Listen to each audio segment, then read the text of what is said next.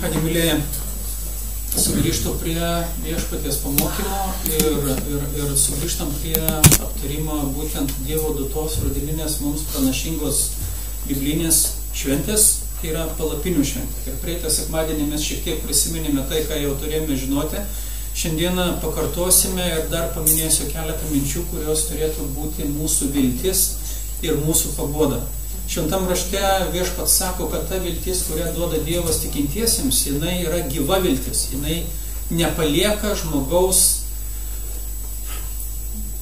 netaip galbūt, neneša žmogui gėdos, nedaro žmogui gėdos. Ta prasme, ta viltis sutvarko gyvenimą taip, kad žmogus ir pats turi laimėjimą dvasioje ir gyvenimo dalykuose ir susilaukia pagarbos iš visų kitų. Ir tai yra Dievo duota mums viltis.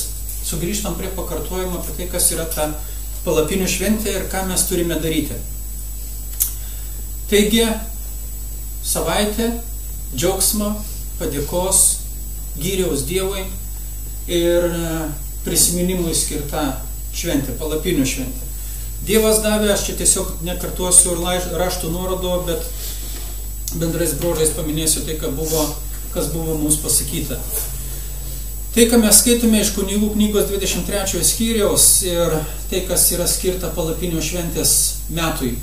Tai yra šventė, kurią Dievas davė žydams konkrečiai tam, kad prisimintų žydai, jog buvo gana ilgas laiko tarpas, kada jie gyveno palapinėje.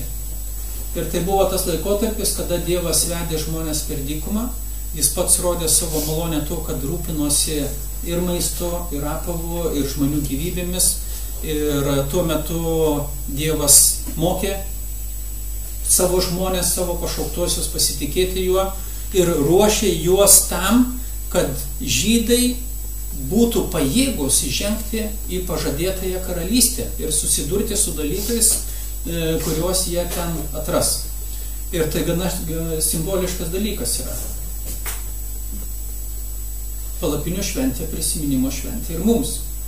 Ir mes turime kai kurios dalykus prisiminti, taip?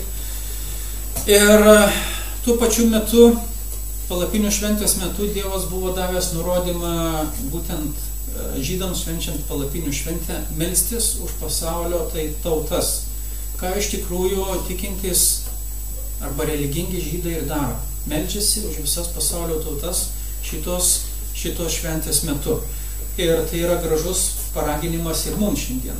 Dievas yra davęs mums nurodymą šauktis, prašyti, melstis, nes būtent kunigų darbas ir yra toks.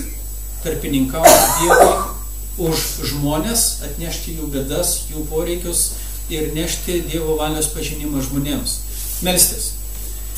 Trečias dalykas, kuris buvo duotas būtent Biblijoje ir konkrečiai tikintiems žydams, tai buvo nurodymas džiaugtis.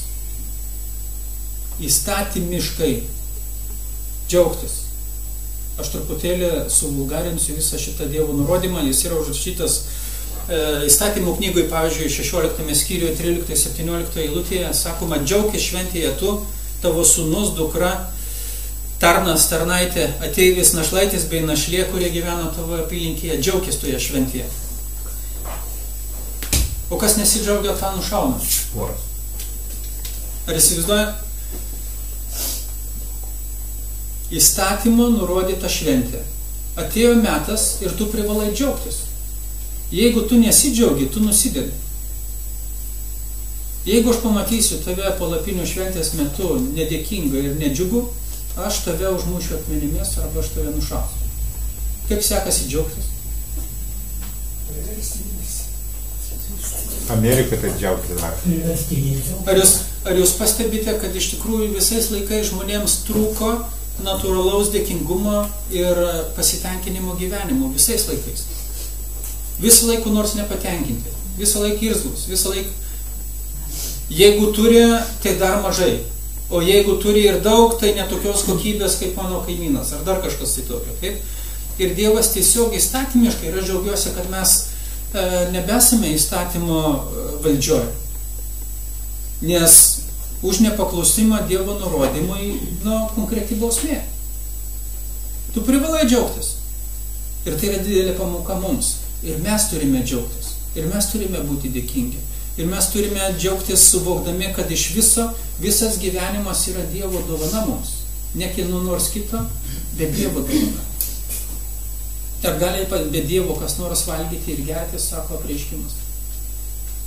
Dievas visą tą galimybę suteikia mums. Taigi, mes turime džiaugtis, turime būti dėkingi Dievui. Ir praeitą sekmadienį nepaminėjau dar vieno dalyko, kuris buvo kaip nurodymas tikintiems žydams. Pakartoto įstatymo knygos 16 skyriuje yra sakoma, paskaitysiu. Kiekvienas vyras privalo pasirodyti 3 kartus per metus viešpaties akivaizdoje. Tai yra neraugintos duonos, sekminių ir palapinių šventėse. Toje vietoje, kurią viešpats išsirinks. Ir vyrai tai nepasirodo viešpaties akivaizdoje tuščiomis rankomis. Kiekvienas te aukoja tą, ką gali, pagal tai, kaip viešpats tavo Dievas tave palaimina. Vau! Vienas nemaloniausių paraginimų krikščionims, ar ne? Privalai ateiti su auka viešpačiu. Su padėkos auka, su gyriaus auka dvasinė prasme ir su materialia auka, kurios yra panaudojamos tiksliniai pagal Dievo nurodytą tvarką.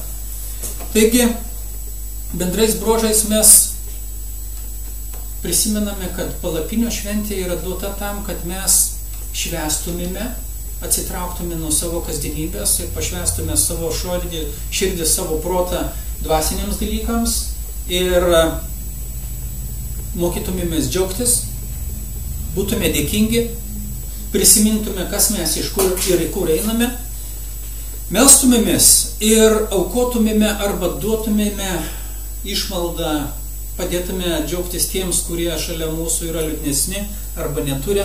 Tai yra laikotarpis, kada mes esame skatinami duoti dovanų žmonėms aplinkui. Ir be abejonės visą tai turi skatinti mūsų pasitikėjimą Dievu ir mūsų paklusnumą. Šiandien kaip baigiamasis paraginimas yra dar vienas toks priminimas, ką simbolizuoja palapinių šventė,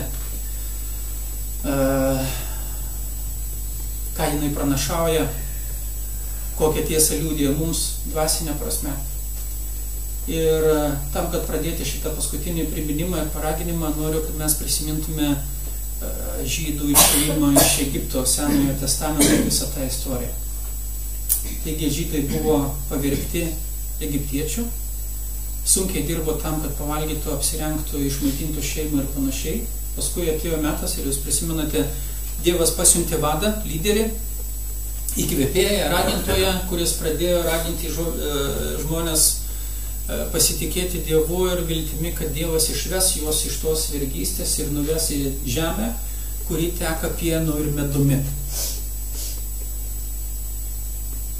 Ar mes nepanašios vilties esame surinkti pas Jėzų? Į kur mes keliaujame? Į laiką, kur Dievas karaliauja, ar ne? Į laiką, kada ašarų nebus, skausmo nebus senėjimo, nebus mirties.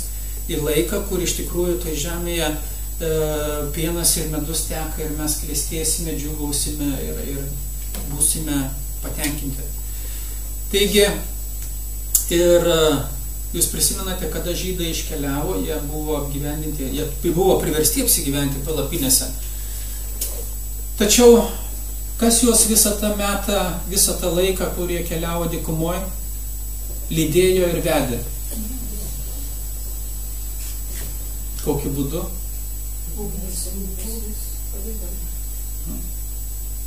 Dar nuostabiau yra tai, kad Dievas davė nurodymą per vadovus visai tautai. Dievas sako, pastatykite palapinę man. Pastatykite palapinę man. Ir žydai paruošė nešiojamą šventyklą, tam tikrų būdų įrengtą, paruoštą daug simbolikos ir visų kitų dalykų. Ir kada jie pastatė šventyklą, jūs prisimenate, pats Dievas savo šlovę nužengė į šitą šventyklą. Ir kaip rašoma, rūkas arba dūmai pripildė šventyklą, Dievo šlovės dūmai, Dievo šlovės rūkas, jeigu taip galima pasakyti. Kunigai negalėjo atlikti savo tarnavimo, nes Dievo šlovė pripildė šventyklą. Tai buvo liudijimas, kad Dievas turi gyvenamą vietą tarp žmonių. Ir vat vienas iš svarbiausių dalykų, mano manimu, yra priminimas. Dievas yra ir jisai trokšta gyventi tarp žmonių. Jis trokšta gyventi su žmonėmis, turėti bentarpišką bendravimą su žmogumi. Ir nuostabu yra tai, kad palapinė simbolizuoja ir gelbėtojo atėjimą. Jūs prisimenate Naujojo Testamentą jau dabar. Ir Jono Evangelijoje, 1 skyriuje 14 eilutėje, jūs tikriausiai prisiminsite tai, kas yra parašyta. Aš bandau surasti dabar savo kompiuterį, kur aš čia dabar esu užsirašęs. Jono 1.14 sako apie Mesijo įsikūnymą. Prisimenate, pradžioje buvo žodis, tas žodis buvo pas Dievą ir Dievas buvo tas žodis. Ir 14 eilutė, tas žodis tapo kūnu ir gyveno tarp mūsų.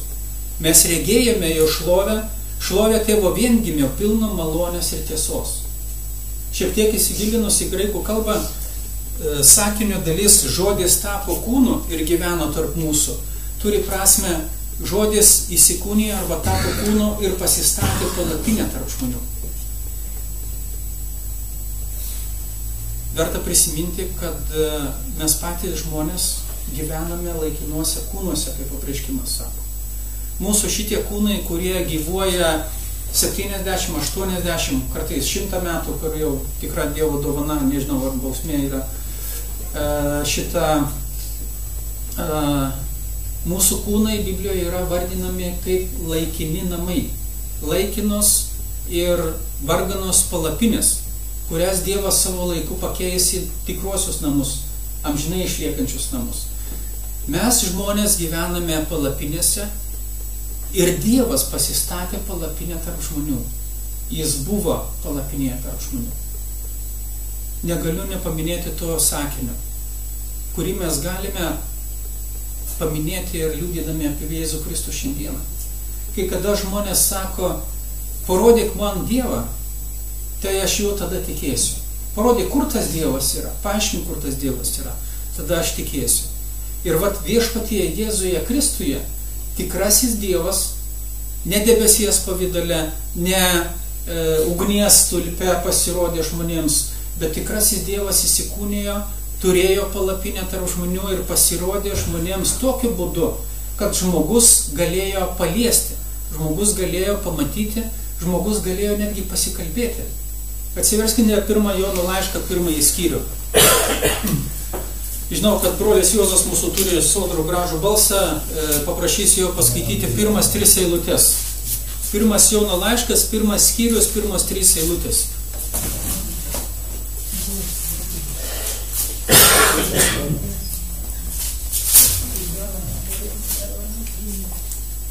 Taip, prašau. 1 Jono laiškas, 1 skyrius, 1 3 eilutės. Kas buvo nuo pradžios, ką girdėjome ir savo akimis regėjome, ką matėme ir mūsų rankos lietė, tai skelbėme apie gyvenimo žodį. Gyvenimas pasirodė ir mes regėjome ir liūdėjome. Ir skelbėme jums šį amžiną gyvenimą, kuris buvo pas tėvą ir pasirodė mums. Ką matėme ir girdėjome, mes skelbėme jums, kad ir jūs turėtumėte bendravimą su mumis. O mūsų bendravimas yra su tėvu ir su jo sūnumi Jėzumi Kristumi. Amen. Gana. Kas čia yra pasakyta?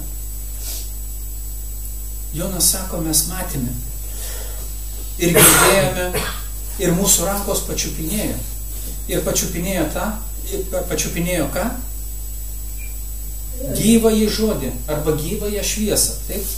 Nuostabus dalykas. Ir aš truputėlį nukrypstu prie mūsų bendravimo su žmonėmis ir liūdėjimo. Iš tikrųjų, jeigu mums bebendraujant iškyla tema tokia, kad nieks Dievo nematė, nieks jo nepačiupinėjo, nieks negali pasakyti, jis yra ar nėra ir panašus dalykai, va čia yra mūsų argumentas. Dievas pasirodė žmonėm. Dievas įsikūnija žmogaus pavydale. O kodėl jis įsikūnija žmogaus pavydale? Kitaip žmogus jo nesupranta. Taip, na aišku, Dievas galėjo ateiti jaučio pavydale ir prabilti šitą iš jaučio burnos, ten prasipila žodžiai, žaibai, ugnis ar dar kas nors, bet kas būtų atsitikę? Jautį pradėtų garbinti. Taip, jautis būtų šventa karvė, neliečiama ir žmonės būtų pasistatę stabą. Tų stabų ir taip netrūksta. Jėzus vis yra piešiamas, vis bandomas pavaizduoti, tai ant kryžiaus, tai nuo kryžiaus, tai širdį praplėšęs, tai dar kažkaip tai prastai yra su žmonių suvokimu, prastai. Liūdnai yra. Ir aš manau, kad Dievas apsireiškė žmonėms pačiu priimtiniausiu, pačiu palankiausiu būdu.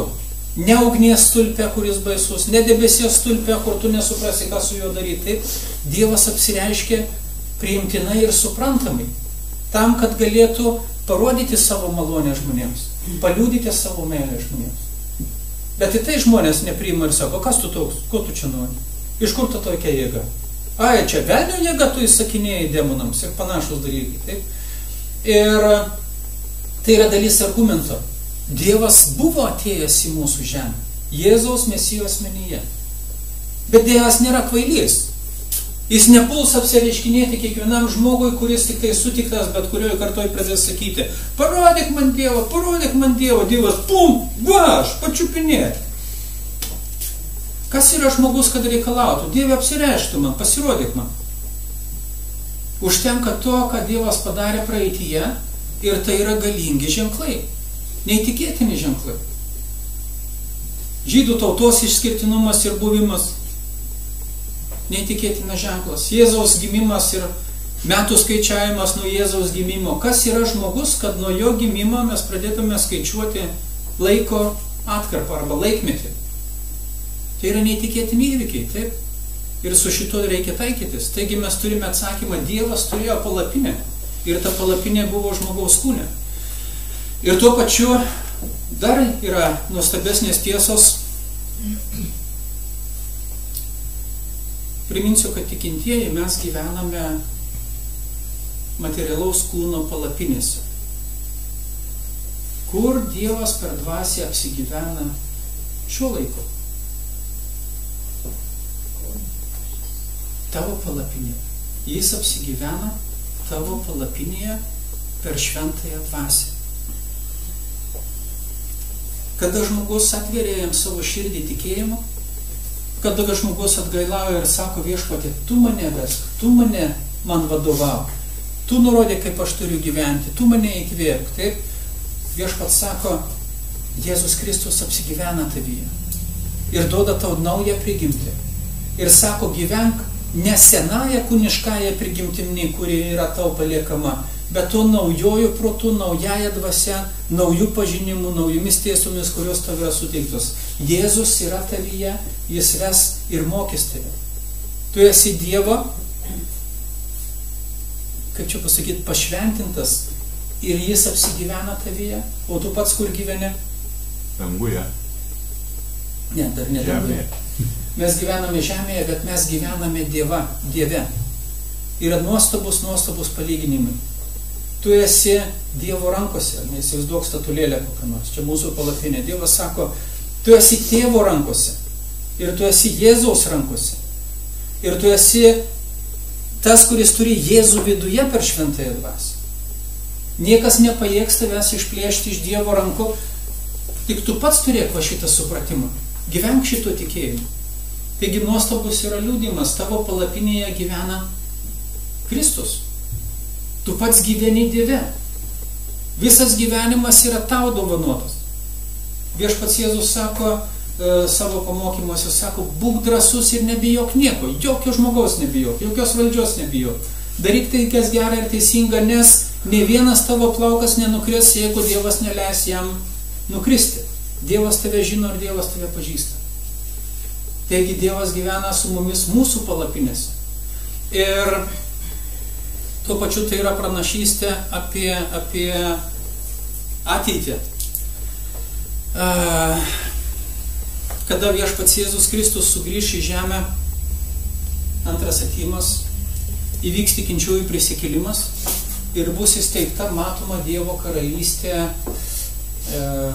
šito žemė.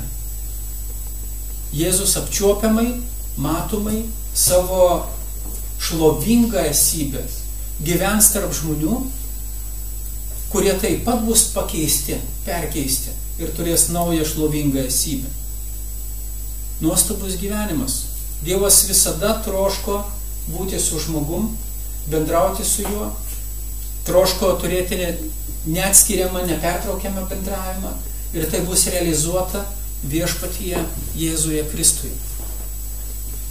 Ir negana to, kad palapinių šventė pranašauja Kristaus sugrįžimą ir jo apsigyvename realiai tarp žmonių.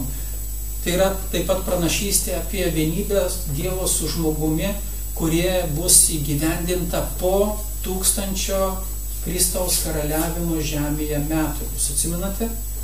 Kada praeis 1000 metų su Kristumi čia žemėje, įvyks visų žmonių prisikėlimas ir žemė bus visiškai pakeista. Mums galima perskaityti paskutinius 2 apreiškimo knygos skyrius. Ir ten nuostabiai yra pasakyta: Dievas turės palapinę tarp žmonių. Tiksliau, ne tik palapinė, bet jisai gyvens su žmonėmis. Apreiškimas Jonui 21 skyrius, 1-4 eilutės. Aš mūsų visų dėmesį paskaitysiu. Jonas sako, aš pamačiau naują dangų ir naują žemę. Nes pirmasis dangus ir pirmoji žemė, mūsų dabartinė pažįstama planeta, praėjo ir jūros daugiau nebebuvo.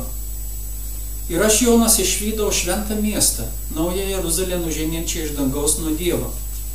Ji buvo pasipuošusi kaip nuotaika, pasipuošusi savo sužadėtiniui. Ir išgirdau galingą balsą skambantį iš dangaus. Štai Dievo buveinė tarp žmonių.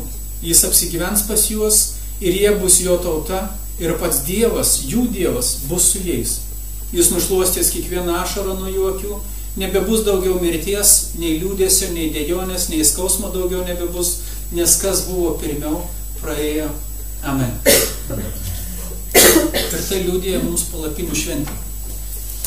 Aš dabar labai supaprastinsiu viską ir noriu pasakyti, pradėjau ir pastebėti, kad visur aplinkui yra palapinės.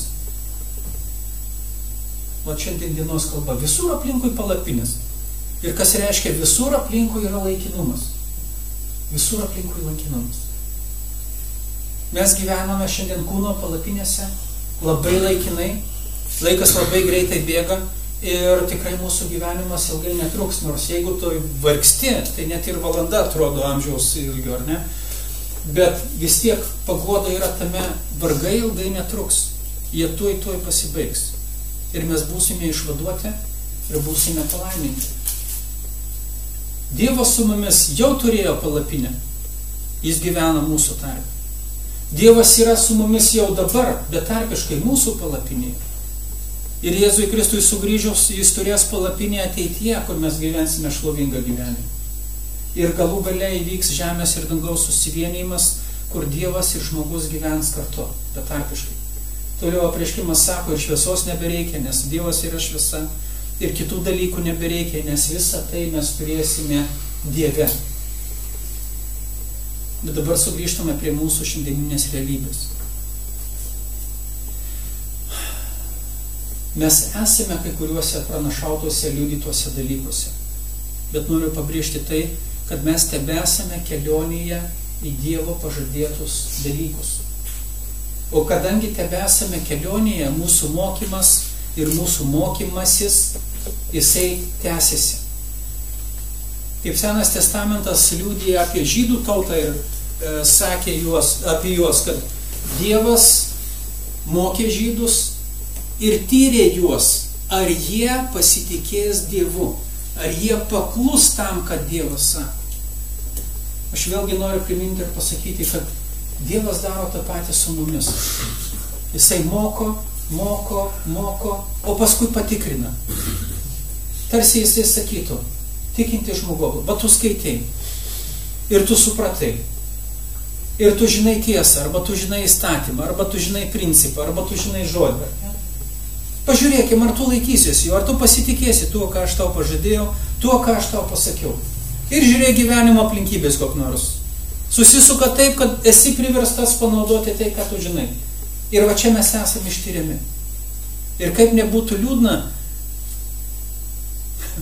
prisimenu Dievo pasakymą Mozė, kada žydai užpuolė Mozė ir sakė, duok mums vandens, Mozė lėkė pas viešpatį ir rėkė, viešpatį, nevandet ką, šūpė kokia jūra, kur aš gausiu ten. Viešpats sako, ko tu rėkė? Ko tu rėkė? Pasirink lazdą ir trenk į uolą, ir vanduo pradės bėgti. Ko tu šauki? Bet ir mes esame tie tokie, ką dabar daryti? Palauk, ko tu negirdėjai nurodymą? Ar aš tau nepasakiau? Va žodis, pasitikėk jo, laikykis jo. Vienas toks pamokslas gimsta į ateitį. Jūs prisimenate čia iš Naujojo Testamento istoriją. Viešpats Jėzus Kristus davė nurodymą mokytiniams sėsti į valtį ir irtis į kitą ežero krantą, o pats nuėjo pamiegoti. Ir kilo audra. Jūs prisimenate? Mokytiniai, kurį laiką įrėsi, nuleido burės, jau gelbstėsi ir galvoja, mes to mirsim, o Jėzus tikriausiai numirs miegodamas. Reikia jį pažadinti. Nulėkė pas Jėzų Kristų ir sako, viešpatie, kelkis, mes jau viskas, jau to įskesim ir jau to žusim, būk sąmoningas, nemirk bemiegodamas. Taip. Atsimenat Jėzaus žodžius? Kodėl jūs bijote mažatikiai? Kodėl jūs tokie mažatikiai? Ir jis nuramino jūrą, vandenį ir jie pasiekė savo tikslą greitai ir sklandžiai. Mokytiniams kilo daug visokių klausimų ir panašiai, bet štai į ką noriu atkreipti dėmesį. Jeigu būtų mokytiniams užtekę pasitikėjimo Dievu ir viešpačiu Jėzumi Kristumi, ką jie būtų padarę audros metu? Aš galbūt melstis ir dar ką nors, pats paprasčiausias dalykas. Jie būtų įrėsi ir jie būtų pasiekę tikslą, bet jie būtų įrėsi, greičiausiai. Mūsų tikėjimas leidžia išstovėti audrose ir pavojuose. Mūsų tikėjimas neleidžia mūsų paskandinti, sugriauti mūsų laivą. Jėzus yra tavo laive. Mūsų tikėjimas išlaiko mus pergalėje. Bet ką atneša netikėjimas? Gerą dalyką, žadina Jėzų. Aš pamačiau tokią, mūsų silpnas tikėjimas arba netikėjimas leidžia mums pamatyti stebuklą. Ar girdit mane? Mūsų tikėjimas atneša mums pergalę, o netikėjimas atneša stebuklą. Mokytiniai pamatė stebuklą. Bet ar jie susilaukė pagirimo? Ir dabar ko mes visi norim? Stebuklo. Stebuklo, viešpatie. Parodyk stebuklą. Kur stebuklas? Kur tavo jėga? Kur žaibai? Kur dar viešpatie stebuklo? Bet ką tai gali reikšti mūsų atžvilgiu? Mylėjai, jūs nepasitikite to, kas Dievo pasakyta. Jums reikia ženklo, jums reikia stebuklo, jums reikia kažkokio patvirtinimo. O kaip Dievo žodis? O ką Dievas pasakė? Dievo troškimas yra, kad mes gyventume be stebuklų, bet pergalėje. O mūsų troškimas koks?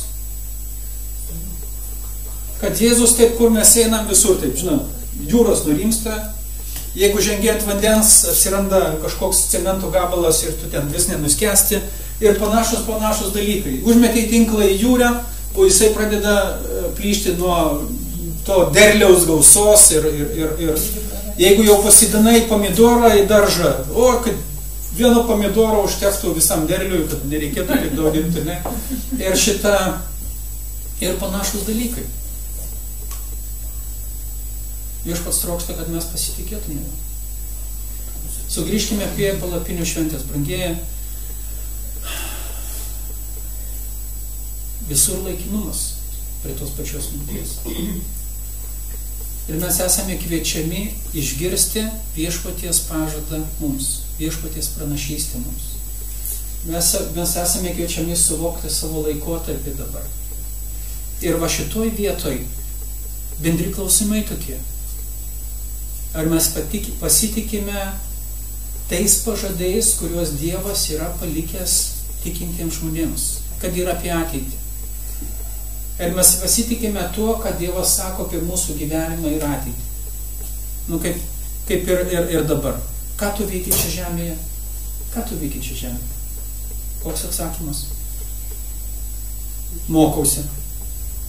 O kur tu keliauji? Į ateinančią Dievo naują tvarką, į Dievo karalystę. Aš ruošiuosi tam, ar ne? O kas bus ateityje? Kristus gyvens tarp žmonių. Ar mes tikime tuo? Nes jeigu mes tuo tikime, žinot, kaip sako, viltis nepalieka gėdoje. Jeigu mes vylėmės šitų dalykų, mes suprantame procesą, tai visos mūsų pastangos yra išmokti pamokas Dievo duotas. Nenusivilti, bet sakyti, Viešpatie, tu esi mums paruošęs kažką. Ar mes iš viso keliaujame su Viešpačiu į tą pusę, kurią jisai sako mums ir pranašauja? Ir palapinių šventė yra priminimas ir klausimas, ar tu tiki, ar tu pasitiki, ar tu eini. Būk tvirtas tame, turėk Dievo liudijimą, nepamiršk, prisimink, atnaujink savo protą, taip?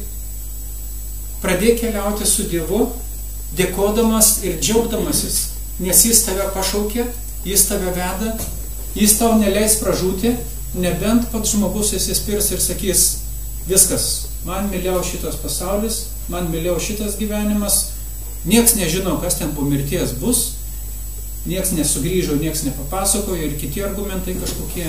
Ir žmogus pats iš tikrųjų gali pasilikti prie kūniškų dalykų, kurie galų gale atneša mirtį. Taigi, brangieji, laikinumas yra pakeliu į tai, kas yra tikra į amžiną. Didžiulė paguoda jums, kada susirgate, ir atsiminti. Nebijok, tai praeis. O kada laimite milijoną loterijoje ir jau džiaugitės turtų gausa, prisiminkite, tai praeis. Visi dalykai jie praeis, o liks tik tai, kas yra nesunaikinima, kas yra amžina. Į šitos dalykus Viešpats mus ir kviečia. Palapinių šventė mums tą primena ir šitos dalykus mus ragina. Ir Viešpaties malonė yra tai, kad mes galime šitos dalykus prisiminti, apmastyti ir pagal juos surikiuoti savo mintis ir savo gyvenimo būdą. Tai tiek aš norėjau dabar paraginti, pasakyti.